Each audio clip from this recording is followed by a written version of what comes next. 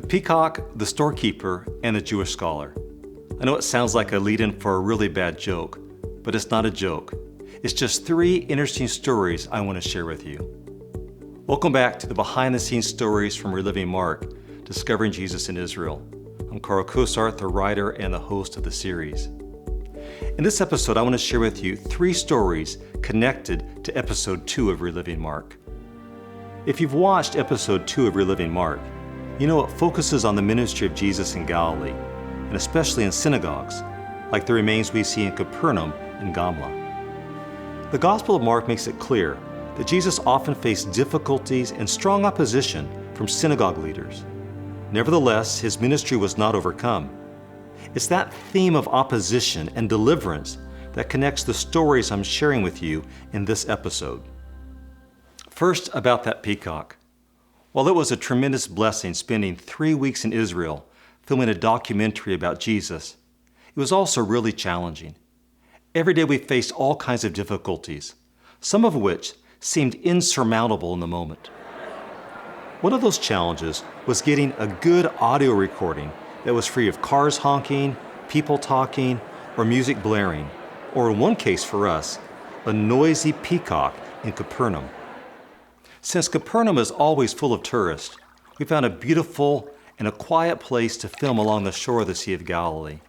At least we thought it was going to be quiet. The whole time we were setting everything up, we didn't really hear anything, besides maybe a boat or a stray tourist, but the noise wasn't really a problem.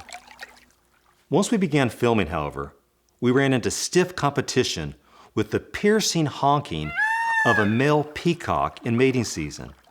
I kid you not, it seemed like every time I was talking on camera, the peacock would start up, and we'd have to cut the scene. And when we stopped, the peacock seemed to stop. And when we were on camera again, the peacock would start honking. It went on again and again and again. I remember thinking, if Jesus could calm the noisy storm on the Sea of Galilee, I wish he could also miraculously silence that peacock, or at least help him find a mate. After what seemed like forever, our prayer was answered, and we were able to film the shot that we needed. The situation itself wasn't really that difficult, but we had those kind of experiences every day, and sometimes even multiple times a day. So with a really tight film schedule, those interruptions made us worry that we might run out of time and a really important scene might not get shot. I'm convinced it was only because of God's blessings that we were able to film everything that we needed, and the audio was really good. Now, let me tell you about that Palestinian storekeeper. The other challenge we faced filming on location in Israel was the difficulty of misperception and the painful history that's divided Jews and Palestinians, and also Jews and Christians for hundreds of years. We experienced this challenge unexpectedly with a Palestinian storekeeper in the Christian quarter of the old city of Jerusalem near the Church of the Holy Sepulchre. We were filming the opening scene that shows me walking through the streets of the old city and inviting the audience to join me as we discover Jesus in Israel. As we filmed and refilmed the scene a couple of times, I noticed one storekeeper was particularly interested in what we were doing. I could tell he was listening to what I was saying. Finally, after one of the takes, he walked over to talk to me, and I could tell he was really upset. He told me I shouldn't be saying Israel. I wasn't in Israel. He was insistent I was in Palestine, and so I should be saying Palestine instead. I tried to explain to him that I knew that the region had been called Palestine for centuries, but the reason I was saying Israel was because my viewers would recognize Israel more than they would Palestine. I wasn't trying to make a political statement. But he would have nothing of it. He stomped away angrily back to his store, and he proceeded to turn up the volume on his radio in order to disrupt our recording. We had unintentionally stepped right into the middle of the painful conflict between Jews and Palestinians. In case you're not familiar with that conflict, I'll explain it very briefly. The name Palestine comes from the word Philistia, the name the ancient Greeks gave to the land of the Philistines thousands of years ago. Under Jewish rule, the region became known for centuries as Judea.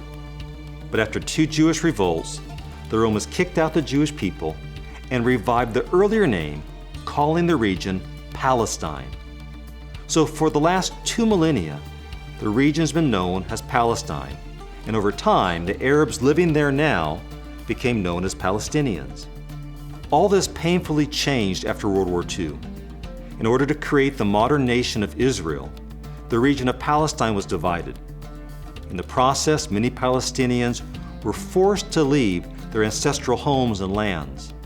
So now, theoretically, Palestine only includes East Jerusalem, the West Bank, and the Gaza Strip.